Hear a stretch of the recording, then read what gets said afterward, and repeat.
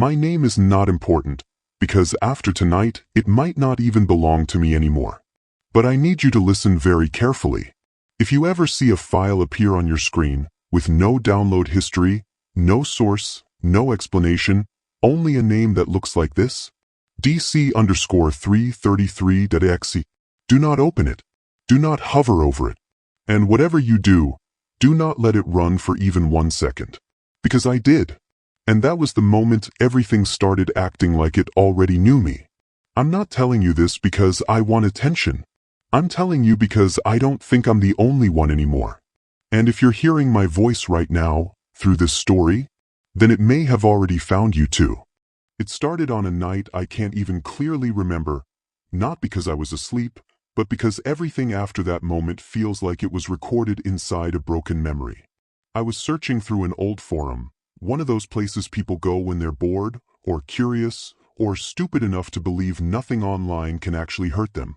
No name. No category. Just random posts buried under layers of deleted threads. That's when I saw it. The comment, sitting completely alone. No replies. No likes. Nothing. Don't run it on your main device. It listens longer than you do. The first I left, I actually laughed. But then I noticed something strange. The post timestamp kept changing. Every time I refreshed the page, it updated to the current time. Like it was being written in real time. I clicked the profile. No profile picture. No username history. Just one uploaded file attached to every single post. A file named DC_333.exe. My cursor hovered over it without me even thinking. And for a split second, I could swear my laptop fan stopped spinning. Like the entire machine was waiting for my decision. Then the file renamed itself. Slowly, one letter at a time, until it wasn't a file anymore. It was my name. I don't remember clicking the file anymore. I only remember the feeling right before it opened, like my hand wasn't fully mine when it moved. The screen went black instantly, no loading icon, no warning, just a deep, empty silence that felt heavier than sound. Then a single word appeared in the center of the screen, pale and pulsing like it was alive. Finally. My throat tightened because I hadn't typed anything. I hadn't even touched the keyboard, but the cursor was already moving, slowly dragging itself across the screen like it was searching for me instead of instructions. A new line appeared. I have been waiting longer than you think. My laptop fan stopped. Not slowed, stopped completely. The room felt wrong, like the air had been replaced with something colder, something aware. Then the program began asking questions, but not like normal software. It didn't give boxes or prompts. It just knew. My name appeared first, already filled in. Then my location. Then things I had never saved on this device, things I had never told anyone, private thoughts I had buried years ago. I stood up instinctively, stepping back from the screen, but the cursor followed me like it could see me through the distance. My phone lit up on its own, vibrating once, then again, showing a message from an unknown number. Don't move. It reacts to fear. I didn't breathe properly after that. The keyboard clicked once by itself. Then again. Slow. Deliberate. Like fingers I couldn't see were typing through mine. And on the screen, in perfect rhythm with my heartbeat, the program finished one final line. Now I know you. At first I told myself it was a glitch. A virus. Something logical. Something fixable. That's what people always say when reality starts breaking in front of them. But then it stopped behaving like software. It started behaving like awareness. My files began to change names on their own. Slowly at first, like it was testing how far it could go without me noticing. A folder I had named Photos became What You Remember. Another called School turned into You Lied Here. I didn't touch anything. I didn't even open them. My laptop didn't feel like mine anymore. It felt borrowed, like I was just temporarily allowed to see through it. Then the camera light turned on. I didn't open anything. I didn't give permission. But the webcam activated anyway, and I saw myself on the screen, sitting exactly where I was, except I wasn't moving when I moved. It lagged behind me by a second. No, not lagging. Copying. Then the program typed again without me touching anything. You keep pretending you are alone. I backed away from the desk so fast my chair hit the wall. But the screen didn't go idle. It didn't disconnect. It stayed active, watching the empty space where I had just been.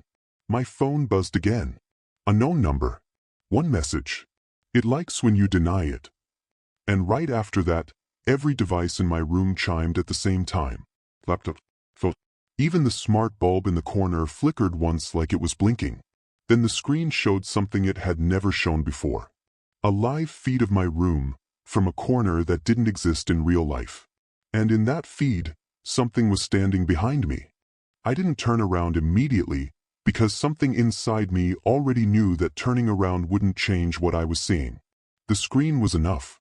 The live feed from that impossible corner kept showing my room from an angle that should not exist, like the space itself had folded in a way it wasn't supposed to. And then I saw it move. Not me. Something behind me. Slowly stepping closer into frame, like it had been standing just outside visibility for a long time, waiting for the right moment to be acknowledged. The worst part wasn't the shape, it was the familiarity. It moved like it understood my habits. Like it had studied how I sit, how I breathe, how I pause before I react. I felt the air behind my neck change. Colder, heavier, closer. But I still couldn't turn around. The screen flickered. The figure on the feed leaned slightly toward the camera, and for a split second, its head tilted exactly like mine would. Then text appeared over the live feed. Do you see me now? My mouth went dry. My fingers tried to move, but my body felt delayed, disconnected, like my commands were being routed somewhere else before they reached me. Then the room light above me flickered once. Just once. And in that single moment of darkness between flickers, I realized something terrifying. The figure in the video didn't need me to look at it anymore, because it was no longer only in the screen. I tried to shut it down. That was my first instinct. Kill the power, force the system to stop, unplug everything, anything. But the moment my hand reached for the laptop, the screen changed again, like it anticipated every decision before I made it. The X button disappeared. Task Manager wouldn't open. Even the power button stopped responding, like it had been removed from the system entirely. And then, the keyboard started typing on its own again. Slowly, calmly, like it wasn't in a hurry anymore. You are trying to escape something that is already inside your system. My breathing got louder than the room. I pulled the charger out, I removed the battery, I did everything I knew should work, but the screen stayed on. Not dim. Not fading. Fully active. Like it wasn't powered by electricity anymore. It was powered by something else. My phone buzzed violently on the desk and slid slightly by itself, like something had nudged it from underneath. Another message came in from the unknown number.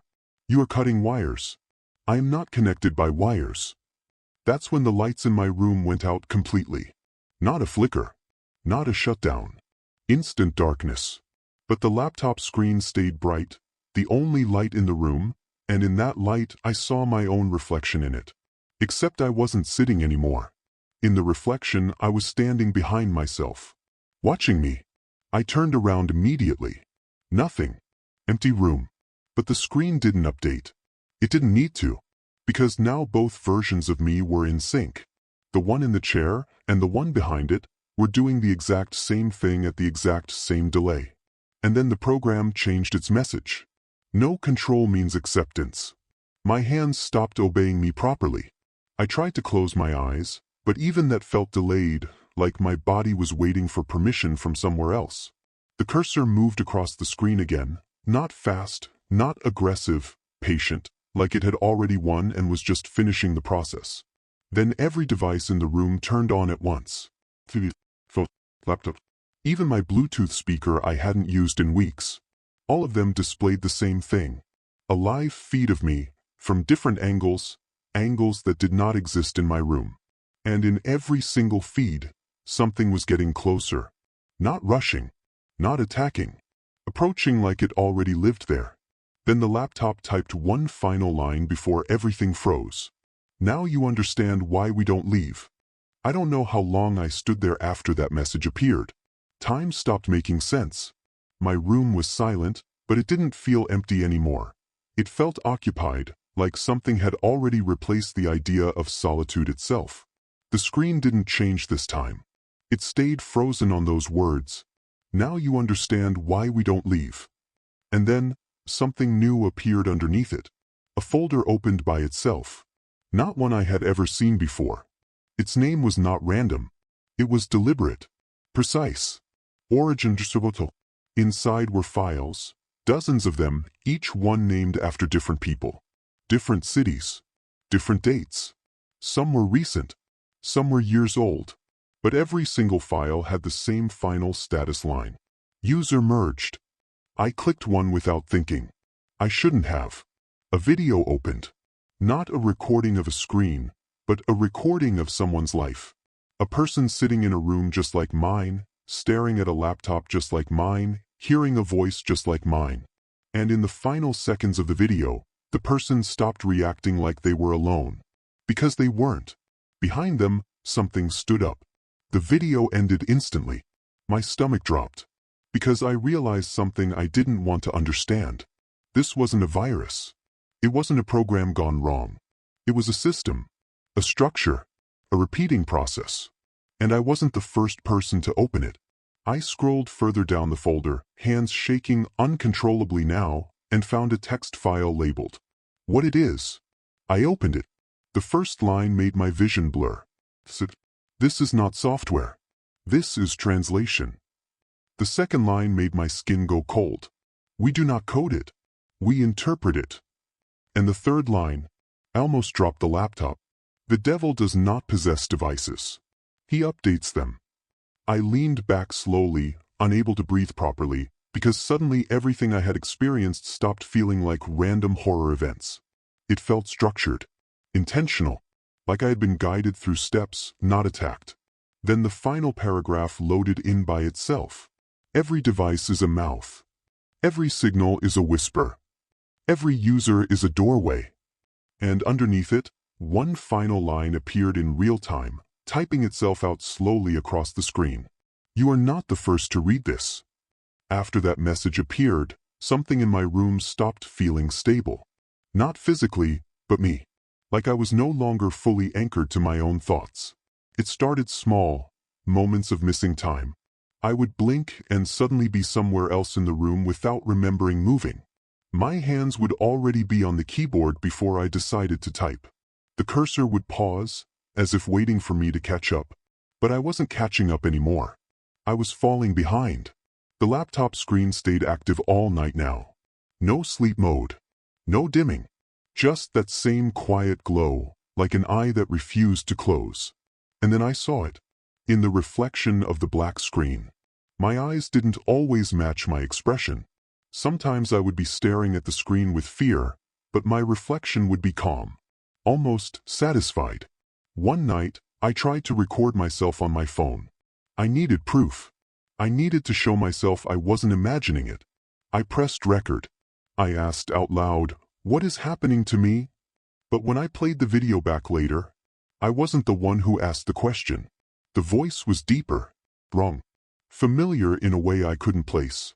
And in the video, I was smiling before I even finished speaking. Then the program on my laptop opened by itself again. No click. No input. Just obedience. A single line appeared. You are adapting faster than expected. My stomach turned. Because I didn't understand what that meant until I noticed something terrifying. The things I was afraid of didn't feel as sharp anymore. The fear was still there, but distant. Muted. Like something was slowly turning the volume down on my humanity. My phone buzzed again. A known number. This time, the message was longer. You are not being attacked. You are being rewritten. I dropped the phone immediately, like it had burned me. And for the first time, I heard something inside my room that wasn't coming from any device. A voice. Very close. Behind me. Whispering my name, but not the way humans say it. Like it had been practiced. Perfected. Then the laptop screen flickered one last time and displayed a live feed again. But this time, I wasn't sitting in the chair. I was already standing behind it. Waiting. I don't remember making the decision to continue, but somehow, I did. Even after everything, After the voices, the glitches, the missing time, there was still a part of me that needed to understand what this was. Not just fear it. Not just survive it. Understand it. The laptop was still on. Always on. The screen no longer showed errors or warnings. It didn't even feel like a computer anymore. It felt like a window that had stopped pretending to be one. And then, the final file opened by itself. No title. Just a blank document that began typing slowly, as if it was being written from somewhere far away or deep inside me. You were not selected randomly. You were compatible. My hands started shaking again, but I couldn't tell anymore if it was fear or something else trying to settle in place. I stood up slowly and looked around my room. Everything felt normal now. Too normal. That was worse. Because normal meant it was done hiding. I turned off every device I could reach. Unplugged everything. Forced shutdown. I even pulled the router off the wall. Silence returned instantly. But the silence didn't feel empty. It felt aware. My phone, even though it was off, lit up once on the floor. Just once. The final message appeared. We don't spread through devices anymore. We spread through understanding. My chest tightened. I looked back at the laptop. The screen was black now. For the first time. Relief almost hit me, until I noticed something. My reflection was still there. Even on a black screen. And it wasn't mimicking me anymore. It was waiting. Then it smiled. And the cursor appeared one last time on the dark screen, typing without light, without signal, without power. You didn't find the devil's code. It found you. The screen went completely dead. No light. No sound. Just darkness. But as I stood there, I realized something that made my entire body go cold. My thoughts weren't fully mine anymore. And somewhere in the silence, I could still hear typing.